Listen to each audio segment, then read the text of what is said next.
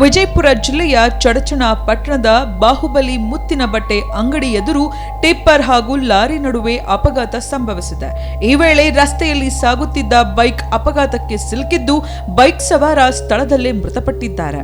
ಬೈಕ್ನ ಹಿಂಬದಿ ಕುಳಿತಿದ್ದ ಮಹಿಳೆ ಗಂಭೀರವಾಗಿ ಗಾಯಗೊಂಡಿದ್ದು ತಕ್ಷಣವೇ ಆಸ್ಪತ್ರೆಗೆ ದಾಖಲಿಸಿ ಚಿಕಿತ್ಸೆ ನೀಡಲಾಗ್ತಾ ಇದೆ.